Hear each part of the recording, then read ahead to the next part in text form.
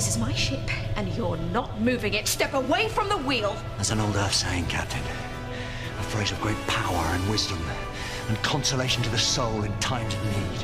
What's that, then? Allons-y!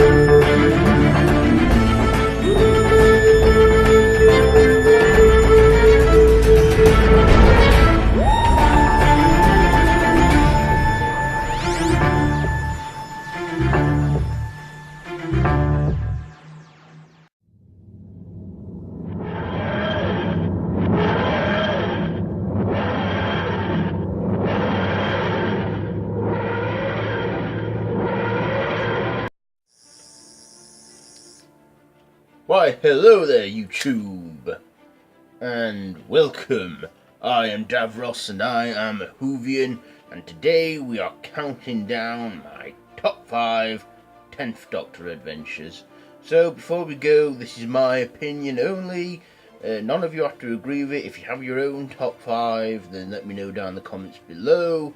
As always, we'll get the honourable mentions out of the way. So, here we go. My honourable mentions go to the Christmas Invasion, Tooth and Claw, Blink, and the Fires of Pompeii, and the Waters of Mars, Planet of the Dead, the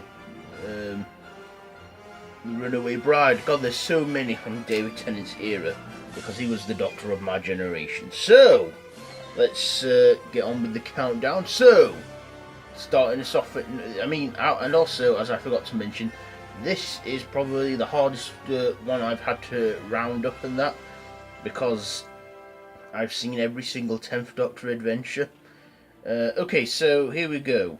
Coming in at number 5, we have New Earth. Yes, the first episode of Series 2, when, the Christmas Invasion, I feel like we didn't get to know the Doctor good enough because he spent most of that story asleep. But New Earth, I was won over completely after that. Cat nuns, infected plague people, the face of Bo. Yeah, I like that episode, and I thought it was a great way to start Series 2 off. Coming in at number 4, we have The End of Time.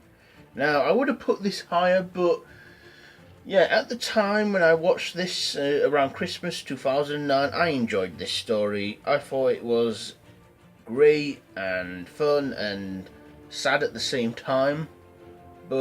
And also, the Master, as always, he stole the show. But, looking at it now, I feel that, there was a lot of effects in there. It had good effects and that, but I felt like, the last 25 minutes of part 2 just dragged on. He's gonna regenerate, let's get on with it.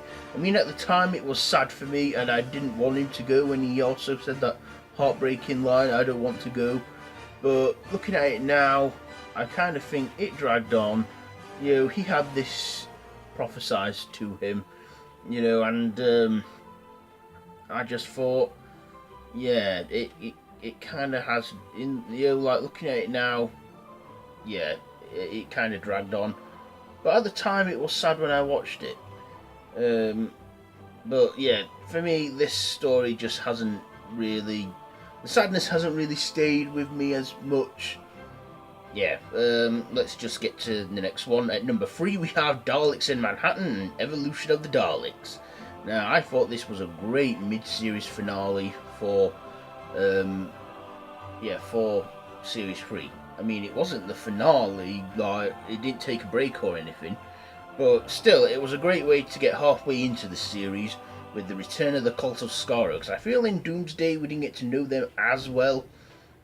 But this one we got to know all the Daleks in the Cult of Skaro better. We had like the Dalek hybrid that Dalek Sec evolved into, and he actually saw the errors that the Daleks had made in everything. And yeah, I mean, in the end he got betrayed and murdered by his own Daleks, but at least he could see that there was, at least he tried to save the Daleks and let them start again. Yeah, also this has Andrew Garfield in it, just before Spider-Man. Coming in at number 2 we have The Sound of Drums and Last of the Time Lords. Again, another 2-part story where the Master returns and he is just wacky and insane and funny. I enjoyed John Simmons, the Master. I mean, there was a story before called Utopia. But yeah, I forgot to mention that in there. Utopia, The Sound of Drums and Last of the Time Lords. Because this featured the return of the Master, the Doctor's arch nemesis and foe. Yes. Fun finale, I thought. And that, even though it was 3 parts, I enjoyed it while it lasted. Coming in at number 1, we have The Stolen Earth from Journey's End.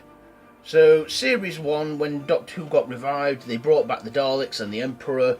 Series 2, we got the Cybermen come back. Series 3, we have the Master. Series 4, I knew it would happen. It only made sense that they bring back Davros, the creator of the Daleks. And yeah, I mean, despite how many people say that this was a bit cheesy over the top, I enjoyed this finale. You know, it's like the Doctor got all his companions in like an Avengers style finale. You know, it had like all the spin-offs as well, crossover, the Sarah Jane Adventures, Torchwood. Yeah, I thought it was a great finale and I enjoyed it. I mean, the only error I have with that finale is the regeneration. You know, in The Stolen Earth, when the Doctor started to regenerate, and then in the next episode it was like, oh, come on. It was like, I mean, yeah, I was glad he stayed, but I was a bit ticked off why, how he cheated all that and stuff. Also, it had to be like the longest week of my life waiting for that. You know, because it was a really good cliffhanger, and then it never really got considered a regeneration until Stephen Moffat said in the 50th anniversaries and that. But other than that, I thought it was a fun finale, great story, good with Davros to have him back and that. And I always wonder whatever happened to Davros. Did he get into some escape pod ticked off? Probably, because he came back in the Series 9 premiere. So yes, that is my number 1 pick, The Stolen Earth and Journey's End. Okay, so there you go, top 5 10th Doctor adventures. Like I said, if you've got your own, then let me know down in the comments. Also, if you like this video, be sure to give it a big thumbs up. Don't forget to share with your friends. Don't forget to subscribe to the channel if you haven't already, and to hit that notification bell. Also, my social media links are all linked down below in the description, so yeah. That's pretty much it for this top 5, so until next time, run for your life. Or as the 10th Doctor would put it, Allons-y! Yes.